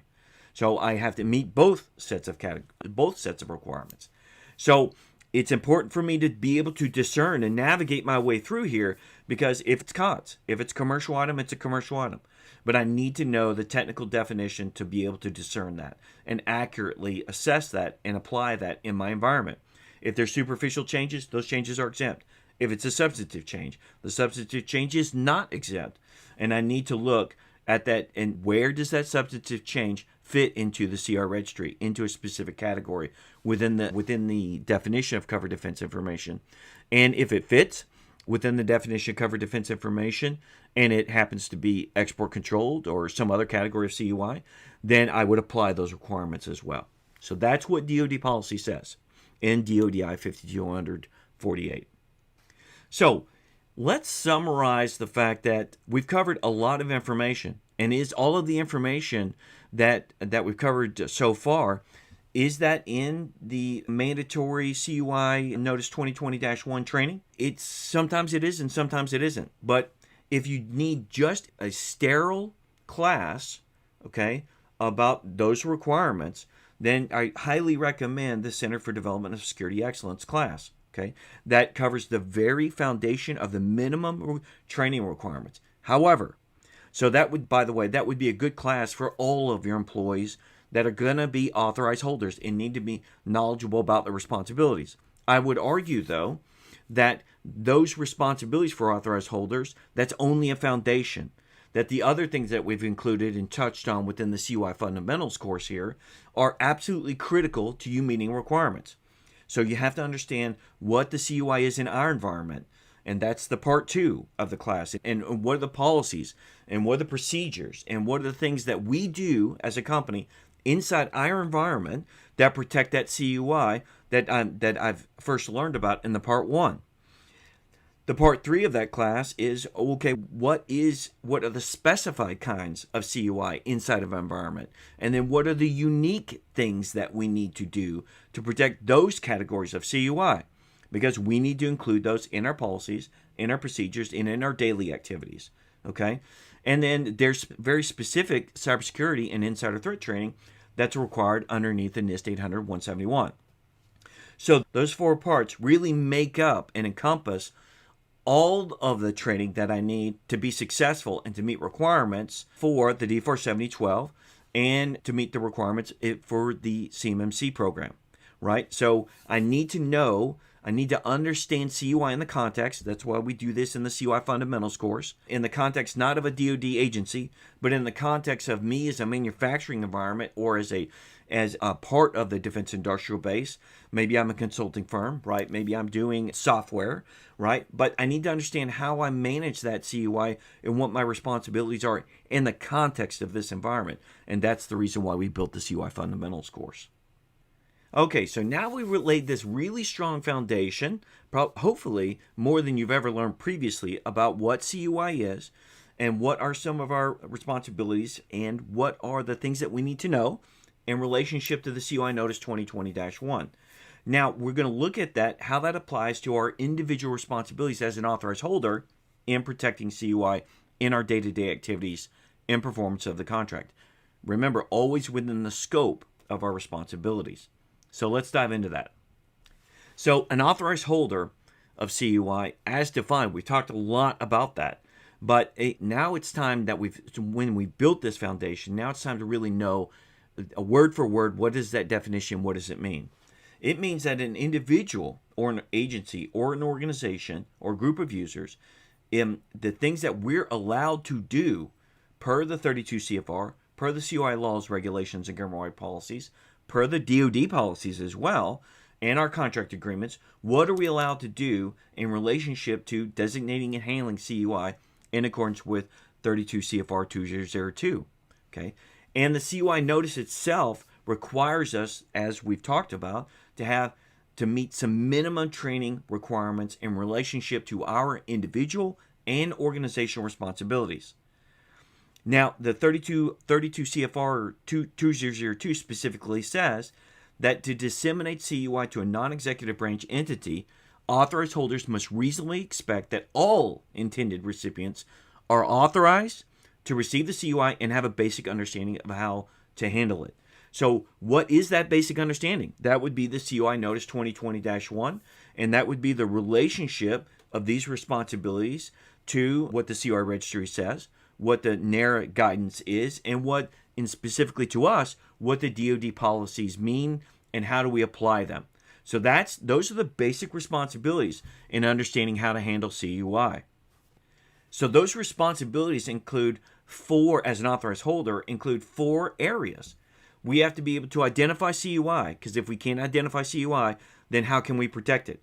In understanding what that CUI is, now we have to understand what are our responsibilities to safeguarding that CUI, right? Because there's sort of general responsibilities and then there's very specific responsibilities. We also need to know what are our responsibilities before we share CUI and when we share CUI. And then at the end, we have to know how to decontrol and destroy CUI. So those are responsibilities that are passed down to us from the DoD, embedded within the DFARS 7012 clause, to us throughout the defense industrial base, whether I'm a prime contractor, I'm a subcontractor, I'm a tier 1 or tier 27 or tier 72, it doesn't matter. Those responsibilities follow the CUI wherever the information is marked or otherwise identified, or the information that qualifies the CUI in performance of the contract. So that we are responsible for, as authorized holders, at the individual level, the organizational level, for the entire CUI lifecycle. So authorized holders, the 32 CFR says that we have to take reasonable precautions to guard against unauthorized disclosure of CUI. So that means wherever we are inside of our organization as CUI stakeholders, whatever our responsibilities are, according to the scope of our responsibilities, we have to protect CUI and we have to prevent it from being, that confidentiality from being broken, and that would result in an unauthorized disclosure. So we have to protect it wherever it's at inside of our organization, not just in the IT world, not just within our parts and pieces, right? But throughout the entire organization, wherever that data goes, right? That technical information or the representations of that technical information. Think in terms of fit, form, and function. If it's unique to the military and space application, if it's controlled technical information or some other category of CUI, or represented in any form, that CUI needs to be protected within our workflow and within our environment. So the definition of handling is important because as an authorized holder, I'm responsible for any use of CUI that's obviously within the lawful government purpose and obviously within my scope of my duties and responsibilities and isn't prohibited. So when I'm handling CUI, those duties and responsibilities for safeguarding it include transporting, disseminating, reusing, and disposing of the information. So that's where we get our sort of CUI life cycle from. So as I walk through knowing what CUI is in my environment, the policies and procedures related to the performance of the contract that guide me and tell me and govern my behavior inside of my company as an employee. Now I have to follow those policies, follow those procedures when I'm handling that CUI in the performance of the contract in relationship to anything that I do as an authorized holder. Authorized holders, as I've said, have to protect CUI under their control and comply with what the policies are underneath 32 CFR, underneath the CUI registry, that guidance that's provided there, and underneath any specific guidance related to DoD policies or within our agreements. If our agreements have very specific instructions unique to the contract performance, then we would add those and follow those as well. So when I'm executing my responsibilities as an authorized holder, I'm responsible for knowing how I'm going to protect the CUI in relationship to all the things that I'm responsible for at the federal level and at the DoD agency level, and then through my agreements, and then as specific to my company environment. So I'm applying all of these things in performance of the contract as a individual that's been hired by the company or a contractor, or my relationship to the performance of the contract.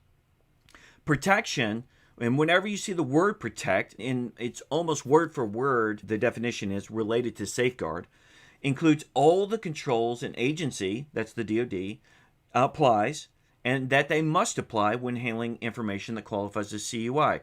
That's a bit confusing, but what that means is that the DoD is required to do all of the things that you're required to do. And then the DoD says you also have to do these additional things. That comes from DoD policy. So you have to do both. You have to do all the controls that an agency is required to do, and you have to do all the things that the agency says that you're going to do. And then remember, what document do we look at to understand? That's in DODI 5248. Authorized holders apply that knowledge about knowing what handling is, knowing what our responsibilities are, knowing what we're required to do to protect and safeguard CUI throughout the environment, all right? So that's when we say, when we're protecting CUI and we're controlling it and we're complying with all of these requirements, we have to have knowledge of these requirements. We have to apply them during the protection and safeguarding of this information and handling it. And we are responsible throughout the entire life cycle of the CUI and performance of the contract. That relationship also applies to any type of CUI in whatever form that it's in, and inside the organization and outside the organization. So if I have managed service providers, or I have my ERP or my MRP, right, or I've got other ways that I manage data within my environment, if it goes external through an external connection and we're transmitting a CUI back and forth, that's got to meet some additional requirements, right? Processing, storing, and transmitting CUI come with additional responsibilities if I'm a cloud service provider or if I'm a managed service provider that's providing services through the cloud. And so those are impactful outside my organization.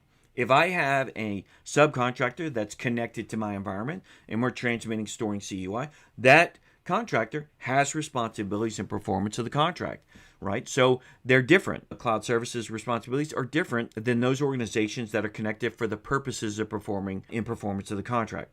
So those are distinctions that are important that we don't tease out in this class, but we tease out in a separate class. So as an authorized, and I have these individual responsibilities at the organizational level and at the individual level. Okay, where do those responsibilities, what are they? And how do I know whether I qualify as an authorized holder? So the very first thing that we look at is that this relationship between lawful government purpose, the scope of assigned duties, the responsibility and the requirement to be identified and screened, to be trained and knowledgeable, and then eventually to be authorized to be able to handle CUI as an authorized holder within the performance of the contract and within the scope of my duties. So if I have, as an authorized holder, have this chain of responsibilities and this chain of qualifying information that I need to know about. And the reason for that is because, remember, as an authorized holder, I have to have a reasonable expectation that any person or organization that I share the CUI with meets these same responsibilities. So it's not just about human resources knowing whether or not an individual's been screened or identified. And it's not about just the IT person knowing whether a person's been a authorized user or not, meets the qualifications to be an authorized user. It's not just about whether a supervisor determines that it's within the scope of duties of an individual and then includes them within these requirements, allows them to go through the qualifying process to be an authorized holder. The reality is that it's all of these things combined. And then if I don't meet the qualifying criteria set forth at the federal level and at the DoD level and imparted on us and required by us in the DFARS 7012, then I'm not meeting those requirements related to the performance of my contract. So let's dive into that just a little bit more. So what is lawful government purpose? So that's defined as any activity, mission, function, operation, or endeavor that the U.S. government authorizes or recognizes as within the scope of its legal authorities or the legal authorities of a non-executive branch entity. So that may be a little bit confusing, but that means that if DoD says that you as a contractor are going to perform and meet these and be responsible for controlled and classified information underneath the terms of the DFARS 7012 clause, then you as a prime or you as a subcontractor or you as a lower tier subcontractor have to have lawful government purpose, and we provide that lawful government purpose to you through these agreements because the 32 CFR 2002 authorizes us to do this. So when we have an agreement in place, that gives us the lawful government purpose to handle CUI, to create CUI in performance of our contract as an authorized holder at the individual level and at the organizational level. DoD policy states that unclassified non-public DoD information, that's CUI and FCI both, okay, may be disseminated to a contractor, grantee, or awardee to further the contract grant or agreement objectives, provided the information is disseminated within the scope of assigned duties, and it's not otherwise restricted by the contract, grant, or agreement, and there's a clear expectation of confidentiality. So if I get information and I get it in relationship to the performance of a contract, and there's a clear expectation of confidentiality, right? And of course, it meets the definitions related to the DFARS 7012, and I have lawful government purpose because I have an agreement in place. Now it has to fall within the scope of assigned duties. Remember, that's at the individual level and that's at the organizational level.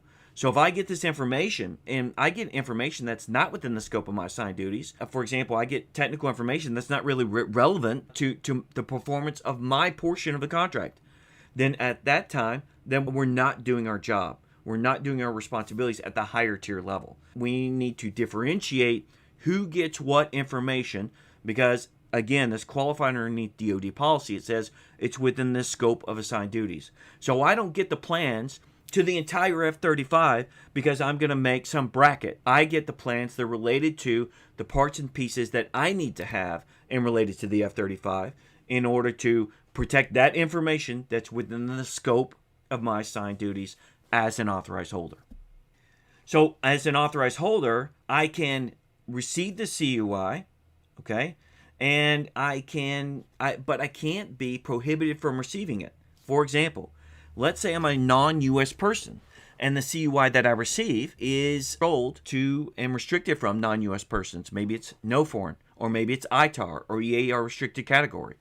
If the CUI falls into with that category and I'm prohibited from receiving it, then I can't receive it. So again, being knowledgeable about our responsibilities as an authorized holder means that we understand what we're allowed to do with the CUI and what we're not allowed to do with CUI. Because if I'm not qualified, if I'm not trained, or if I'm not knowledgeable about my responsibilities, then I cannot be allowed to access the CUI. I can't be allowed to access the CUI physically, and I can't be allowed to access the CUI within the network environment that contains the CUI as well, or in the facility that contains the CUI. Why? Because all of the authorized holders have to know that I'm not qualified and I don't meet requirements, and that I have to actually be restricted from accessing that CUI because it breaks that confidentiality, and it creates an unauthorized disclosure if I have CUI that I'm not allowed to access. So in order to be qualified, I have to meet all of the qualifiers. And where do those qualifiers come from? Lawful government purpose comes from 32 CFR, right? The scope of assigned duties comes from DoD policy. The fact that I have to be identified and screened comes from the NIST 800-171 requirements, right? In 3.91, I believe, right off the top of my head.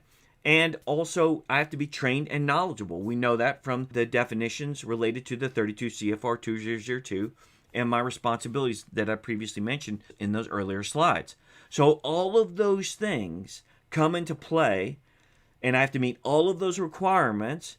And once I do meet those requirements, then I am qualified to access the CUI. And then I can be authorized to access the CUI. And then I can be authorized to access those systems or those networks that contain the CUI. So it's important that you know that if you understand the technical requirements underneath the NIST 800-171, in the access control, the very first requirement underneath the access control and domain category is 3.1.1, and it says that authorized users are identified. I cannot be an authorized user of a network that contains CUI unless I meet all the prerequisites to access CUI, and that is per the 32 CFR, and that's certainly per the DODI 5248 policy. All right, so we have to go through this qualifying chain as a potential authorized holder to identify whether or not that those authorized holders meet all of qualifications and whether that they can be authorized to access the CUI within our facility or within our network. So if I don't have the knowledge that an individual are reasonably ensure, right, that an individual meets those qualifiers, then they are unauthorized and cannot access CUI. Okay, they have to prevent them from observing CUI, from accessing CUI, and from overhearing conversations that include CUI. I have to take reasonable precautions. All right, so that means that I'm responsible for protecting that CUI from unauthorized individuals, or those individuals that I don't have a reasonable expectation meet the requirements, right? From accessing, observing, and overhearing conversations that include CUI. That includes the parts, the pieces, the process, all of those things that are included within the technical definitions of controlled technical information or other categories of CUI. That would include overhearing a social security number if privacy information happened to be a category of CUI relevant to the performance of our contract, and somebody were discussing someone's personal identifiable information, then I would have to prevent them from accessing that, from observing that, or seeing that, or hearing it in discussing that information in relationship to the performance of the contract. All right? So all of those things I have to protect, and all of those things I have to maintain the confidentiality of. All of those things I have to restrict, and that includes wherever that information is. If it's in the facility, if it's in the IT network, or in some open environment. Okay. So as an authorized holder, I have to satisfy all the CUI security requirements. So I don't satisfy the CUI security requirements that I'm aware of. I don't just satisfy the CUI security requirements that I think are applicable and that are reasonable, right? That things that I just want to do. I have to satisfy the CUI security requirements that apply to all the types of CUI that are relevant to the performance of the contract. whether they're marked or otherwise identified, or whether we receive them, right, in performance of the contract, and we end up collecting, develop, receiving, transmitting, using, or storing that information. All of those things do apply. All the requirements apply. And so I have to know that as an authorized holder, and I have to know what those things are because I have to be aware of them in our environment, and I have to be aware of them in order to apply my reasonable expectation rule, which prevents me from sharing my CUI unless I have a reasonable expectation that the recipient meets those requirements as well. So always remember that the category and subcategory of the CUI is impactful to how all personnel are responsible for abiding by the laws, regulations, and government-wide policies. For example, export controlled information is certainly impactful to the entire organization. If you have non-U.S. persons working within your company, then that certainly their access to CUI would be a violation of the ITAR and could be both criminally and civilly prosecutable and require those liabilities related to penalties upwards of $1 million in fines per instance. So authorized holders, as an individual and an organizational responsibility, have to understand how to handle and designate the CUI according to the basic and specified requirements. If the authorized holder cannot determine what type of CUI is, then you have to take reasonable precautions to reach out to those resources to identify it. You can, according to DoD policy, reach back out to the prime contractor or to the government. But at the speed of business, that's not likely, and it very rarely happens. So having the authorized holders, having the knowledge, skills, and abilities to identify and designate the type of CUI that they have is absolutely critical, most oftentimes to the execution of your contract. So when we look at export control, which is a great example, it is CUI, and it is certainly governed underneath, for example, the ITAR or the EAR. However, by the way, there are 28 years of compliance requirements related to the ITAR, right? So this is not new. And the fines, as I mentioned, are egregiously punitive. So this is something that you want to be very careful with in knowing, yes, this information is CUI, and yes, this information is export control. Now, how do I treat it as such? Some export controlled information has basic requirements, and that it has to meet the NIST 800-171 and other basic CUI requirements. Some of it has very specified requirements, and so it's unique to the type of information. So you want to be very careful, again, in understanding what type of CUI that you have in your environment and then managing it appropriately to the requirements. You will also be responsible for meeting DoD's requirements related to managing a CUI. So you have the ITAR requirements or EAR, depending upon what type of category of export controlled it is, either basic or specified, unique to the type of information in your possession. And then you also have the DoD requirements related to the DFARS 7012 and the CMMC requirements. So it's actually absolutely imperative the organizations understand the types of CUI that they have. CUI categories, if we want to know the true definition for CUI basic, in that it's a subset of CUI, right, that it does not require any specific handling or dissemination controls outside of the NIST 800-171 requirements and outside of the CMMC requirements. So that basic CUI requires to be handled, but doesn't have any additional requirements beyond the basic requirements. So all CUI requirements that we've talked about apply to all categories of CUI. That's basic CUI. When you have unique requirements, those are specified CUI, and we'll talk about those in just a second. So all of the basic requirements, NIST 800-171, the authorized holders' responsibilities in protecting and safeguarding CUI are all basic requirements.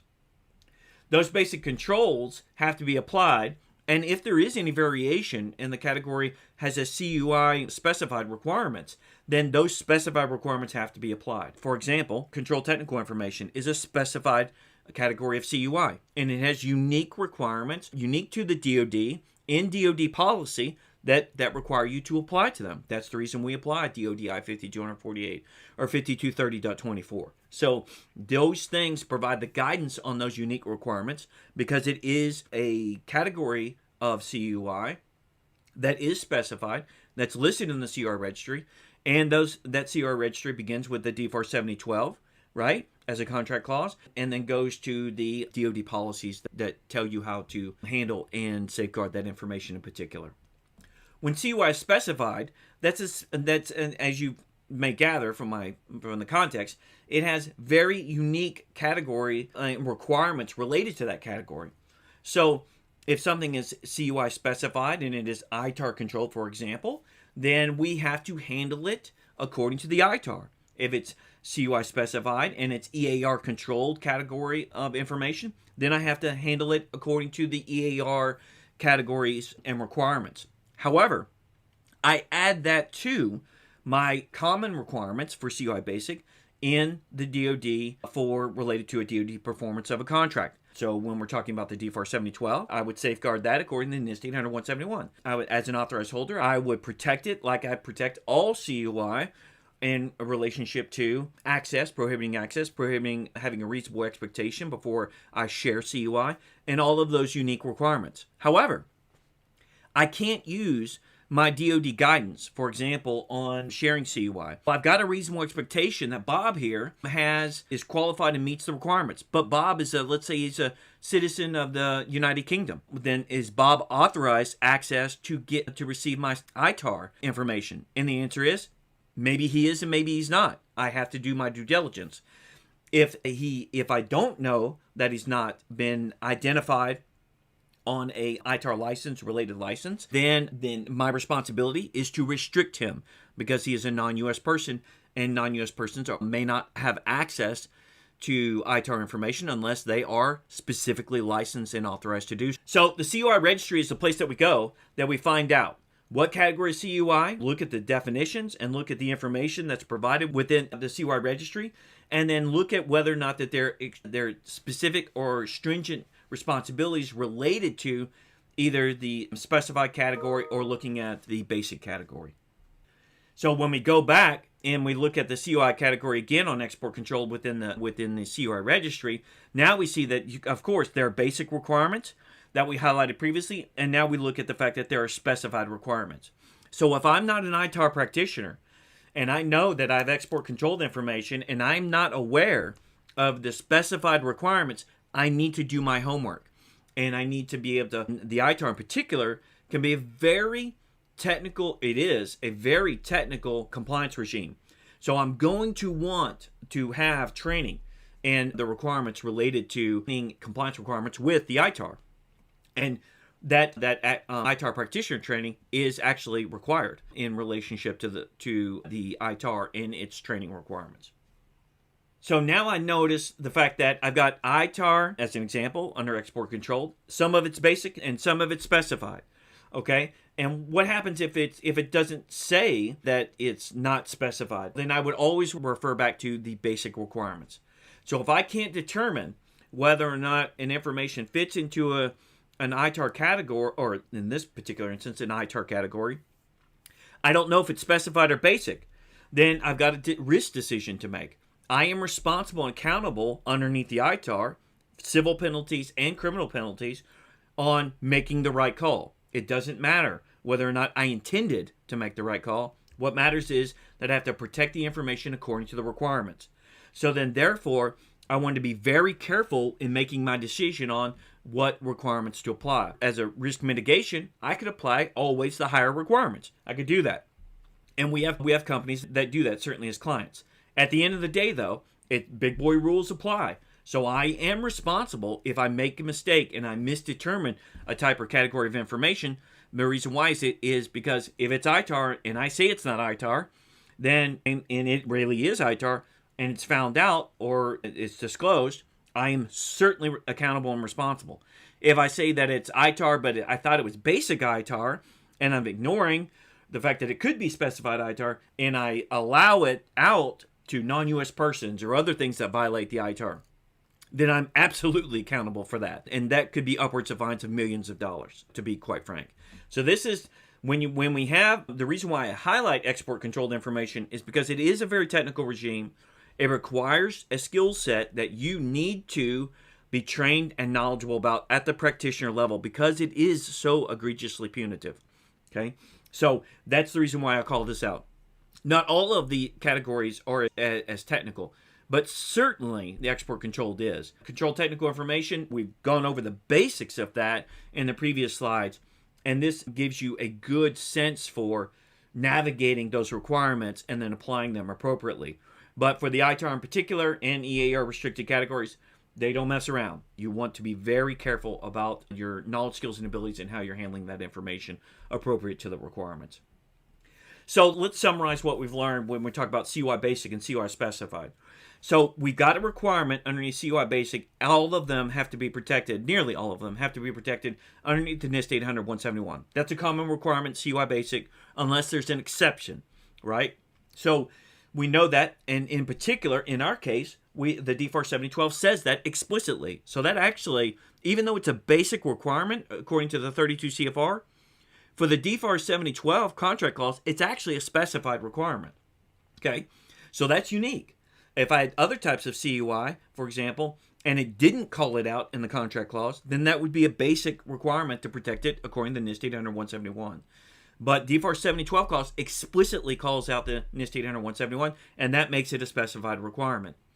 So if we apply DoD policy to that, why would we do that? Because 32 CFR says that we will do that. And we should apply DoD policy to all CUI that we have in our possession that is either marked or identified in performance of the contract, or that we collect, develop, receive, transfer, store, right, in performance of the contract. All of that we would apply DoD policy to because the 32 CFR says that we will.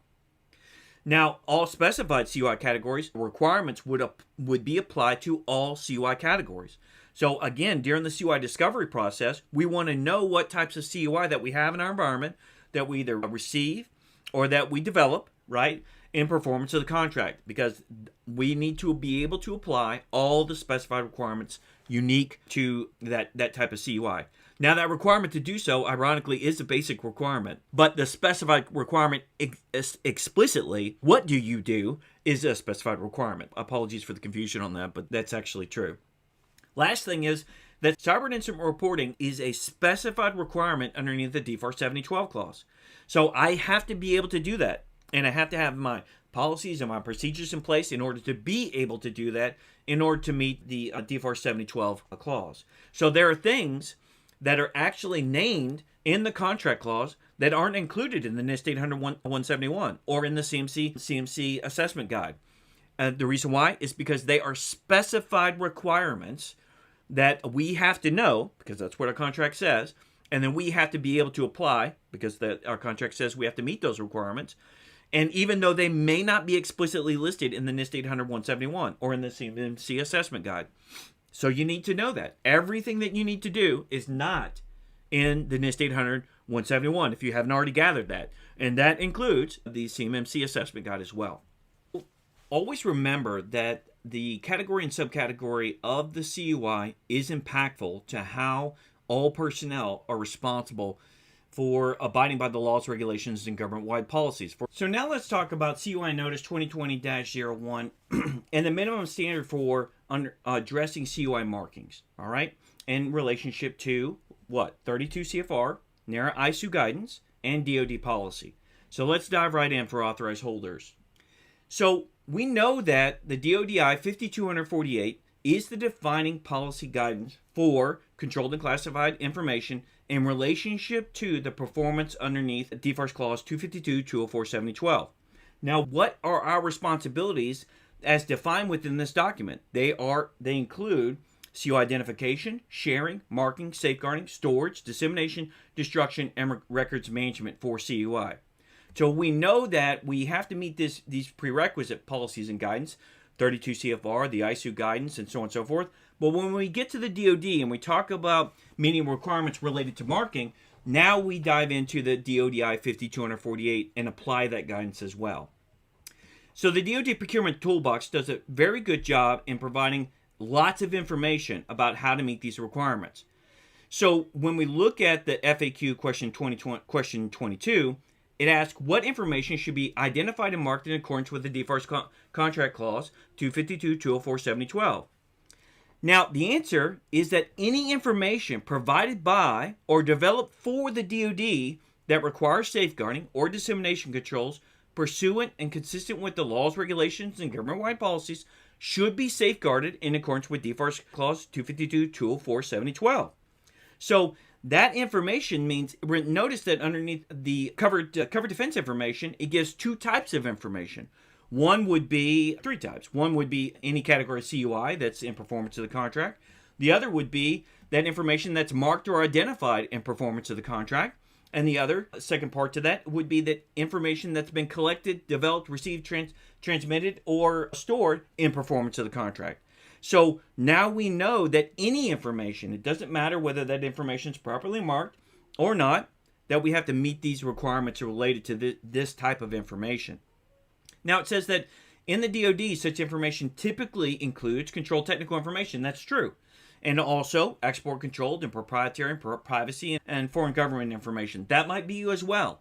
So we need to discern what types of CUI categories that we have, or subcategories, or the types of CUI from those categories or subcategories. So that's absolutely critical in order to meeting these requirements. So we look to the DoD Instruction 5248. That's what the DoD Procurement Toolbox says. And then we also know that the previous guidance has been nulled and void according to the issuance of the 5248 in March of 2020. Now, the Defense Counterintelligence Security Agency FAQ, which is a different FAQ, but it's a very insightful in a couple particular instances. It says, what are the minimum markings? The minimum markings are CUI at the top and CUI at the bottom. And we need to apply those to documents and emails and forms of media of any kind that are designated as CUI. And those include devices, and those may include computers and all sorts of different things that are related to that per the CUI Notice 2020 or 2019-01. And the marking labels you can find in the DoD CUI Marking Guide, and they're also commercially available at CUISupply.com as well. So now we know that's how we're supposed to mark CUI, right? There's no ambiguity and there's no uncertainty about that. So these are some of the marking labels that the DoD directs within the CUI Marking Guide. These are also commercially available at the CUISupply.com. And as a special note, in the SPRS self-assessment methodology, it says, I believe it's in paragraph 9, that contractors must mark or otherwise identify CUI, okay? That's collected, developed, received, transmitted, used, and stored by or on behalf of the contractor in support of the performance of the contract. So there are multiple places inside of DoD guidance in DoD I-5248, inside of the DoD Procurement Toolbox guidance, inside of the Defense Counterintelligence FAQ, and inside of the self-assessment guidance for the SPRS system, and how to meet these requirements and the responsibility as an authorized holder, either as an individual or as an organization, to mark devices and media appropriately and CUI appropriately. Okay, so there's no ambiguity. And there's no uncertainty about the responsibility to do this. So in the DoD Procurement Toolbox, it says explicitly that covered defense information will be provided to the contractor by or on behalf of the DoD in performance of the contract. And it has to be identified and it has to be marked. So the requiring activity should identify the requirements for covered defense information, and that should be identified in the contract. But often it's not, to be quite frankly. And it should mark the covered defense information in accordance with DoD I-5248. And this is a requirement. However, it gives additional information that newly created CUI documents will also have to be marked too.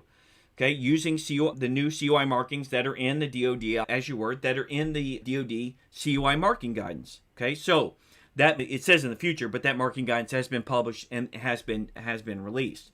So we know that we have these responsibilities. We know the government or that our higher tier prime contractor has these responsibilities, but always as an individual authorized holder or as an organization that's an authorized holder, we have these responsibilities to do this as well. So explicit to export controlled information, it says, is that covered defense information? And the answer is, of course it is. So export controlled information is considered covered defense information when it's marked or otherwise identified in the contract, or it's collected, developed, and received and transmitted and used and stored or on behalf of the contractor in support of the performance of the contract. So there's nothing new here. But I wanted to point this out, though, explicit to the DoD Procurement Toolbox, that it certainly does say this and reinforce exactly what I've told you previously. So the other thing unique to the 32 CFR is that it explicitly says that if it is unmarked CUI, then that CUI shall, if the information qualifies as CUI, then the information is to be protected in accordance with 32 CFR. Okay, we looked for unmarked CUI, and we talked through the process of identifying how information qualifies as CUI, and then what do? We have to protect it and safeguarding it according to the 32 CFR and any specified requirements within the CUI registry. And the reason for that is because 32 CFR explicitly says that the lack of a CUI marking doesn't negate or exempt the authorized holder from abiding by the requirements related to handling the CUI. So you still have to, even though it lacks a marking, you still have to protect it and safeguard it and mark it and protect it from unauthorized disclosure during dissemination. So all of those responsibilities to apply whether or not something is unmarked or whether it lacks a marking itself. When we take that and apply that lack of CUI marking to information that qualifies as CUI, we know that as an authorized holder, we have the responsibility to do this. But that process is called designating CUI, and it's defined as happening when an authorized holder, that would be you or me or our organization, consistent with the 32 CFR and the CUI registry, determines that a specific information item falls into a CUI category or subcategory. The authorized holder who designates the CUI must make the recipients aware of the information CUI status in accordance with the 32 CFR. So I am responsible for designating it and identifying it correctly and then making recipients aware that this information is CUI by properly marking it. All right? And this is amplified in the DODI 5248. It says that I have to use either a marking method or an alternate marking method in order to ensure that the item or that the document, whatever that it is, whatever the CUI is in any form, is protected according to the requirements. So now we understand that the DODI 5248 reinforces this relationship between the DoD CUI that's collected, developed, received, transmitted, used, and stored on behalf of the contractor, which may or may not be marked or identified in the contract, and the authorized holder's responsibility for marking the material. For example, the authorized holder of a CUI document or material is responsible for determining at the time of creation whether or not the information in the document or material falls into a CUI category. If so, the authorized holder is responsible for applying CUI markings and dissemination instructions accordingly. So it's important that we realize that the DODI 5248 requires us to take action as an authorized holder, right, and make this determination and make this marking appropriate onto the CUI, and of course fulfill our other responsibilities as an authorized holder related to the performance of the contract. So we also know that from 32 CFR 2002, we're responsible for making sure as an authorized holder that the CUI is labeled according to the marking guidance. Now, it says in the 32 CFR, the CUI executive agent marking guidance, but that has been applied to the DoD marking guide. So we would follow the DoD marking guide.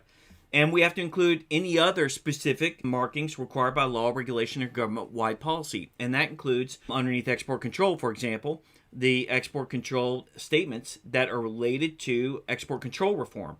So you end up having, yes, the CUI markings required of DoD CUI policy, but also DoD CUI policy says that you'll follow the guidance related to the ITAR or EAR controlled categories. So in that sense, applying the appropriate markings that have recently been modified underneath export control reform as well.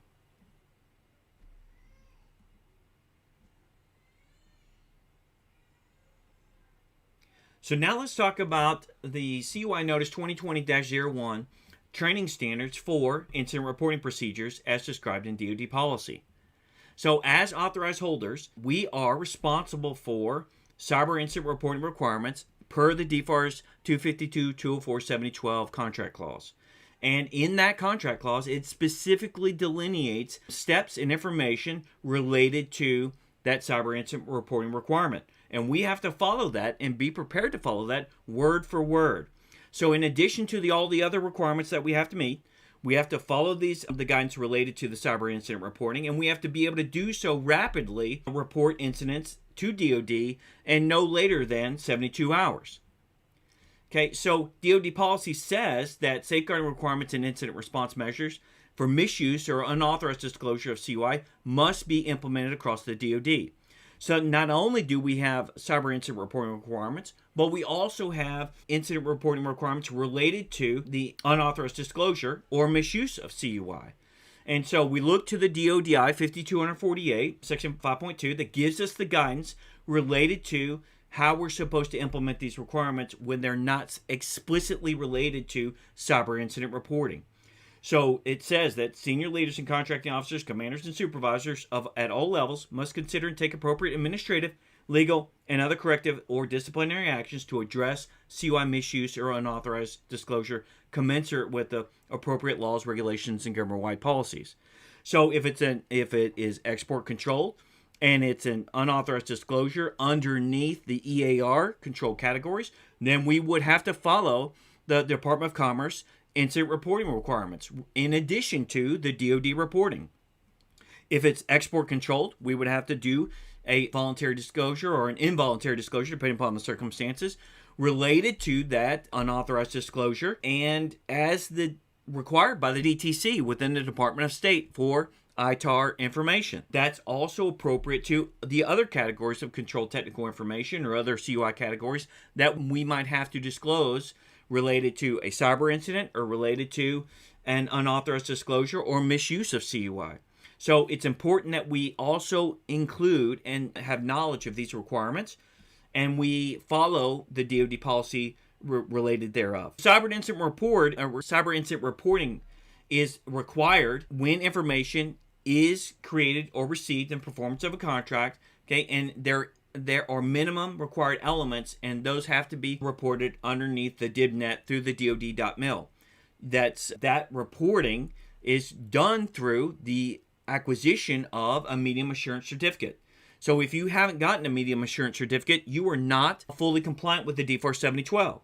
And so it's not very long, it's not a very difficult process, but you have to go through that because the DoD wants to be able to validate your identity to ensure that when an incident is reported, it's being reported through the authorized and authenticated individual. So make sure that your competitors aren't telling on you or something like that, or that your competitors are not trying to disrupt your contract by reporting on incidents that they in fact had no participation at all on. So these are the things that the DoD prevents from happening by ensuring that a medium assurance certificate is required and acquired by the reporting organization and used to validate the identity of the reporting organization. So there's also reporting requirements underneath the DFARS 7012 contract clause for malicious software and for additional requirements with regard to media preservation and protection. So all of these requirements must be followed in relationship to cyber incident reporting.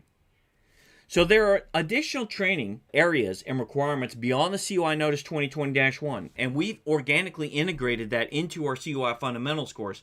But I want to highlight them in particular so that you're aware of them and you understand that these additional information that's going to be absolutely critical to meeting DFARS 7012 requirements and also to meeting CMMC requirements as well. So remember that there are 4 parts, really, in a practical sense, there are 4 parts to the training that you want your people and personnel to follow through to. So they have the mandated CUI training, which is the 2020-1 as a part of that. There's also organizational level training that needs to understand how to apply these requirements in your environment. So what are the policies and what are the specific procedures that you need to know as an employee or as a contractor or as a personnel that needs to become an authorized holder in performance of the contract according to the scope of our duties and according to the lawful government purpose. So I need to know what do I do and how do I apply these responsibilities in my environment to my types of CUI and my relationship to contract performance. And we also need to know the specified categories of CUI and what unique requirements are related to those specified categories. So if we're a company that does export controlled stuff, then we also need to know what export controlled training applies to my responsibilities. And export controlled training is a mandatory annual training requirement underneath the DDCC and underneath the ITAR. So I have to meet that requirement because DoD policy says so. And now I need to know my responsibilities related to, in this example, the ITAR. Lastly, is that the NIST 800-171 also requires me to be trained on insider threat and cybersecurity awareness training. So I have to meet these responsibilities as well in order to be properly qualified, in order to be an authorized holder. So not only do I just go through the mandatory CUI training that I can get on the CDSC or is organically embedded within the CUI Fundamentals course, but I need to do these other things as well in order to understand how to meet requirements and related to the DFARS 7012 and related to the other types of CUI that we may or may not have inside of our environment. Now, in order to simplify this process, we have this chart here, and this chart is a cheat sheet to tell you what are the annual requirements in relationship to the training, right? At what organization level do I need to do it, right? How do I document it? And then what needs to be included within that related to all the requirements for the 32 CFR, the CUI notices, and the DoD policy. And then, of course, I'm applying, if I have some unique categories of CUI, I would apply that to that as well. So go through here, look at the types of training that are required and the frequency that they are required in, and then that will be helpful to guide you into or developing the additional training that you need to meet the full requirements within the DFARS 7012 and the NIST 800-171. So with that concludes our training, and I hope that it's been helpful to you, and I hope that you've got a very strong foundation, or the beginnings of a very strong foundation in what CUI is and what your responsibilities are in relationship being an authorized holder, either as an individual or as an organization underneath the DFARS 7012, and then as required by the 32 CFR 2002 and the CUI notices, and of course as required by DoD policy as well. If you have any questions about this, please don't hesitate to reach out to us directly, and we will help you understand what else you need to know or help provide clarifying information in relationship to this training. Thank you, and have a really great day.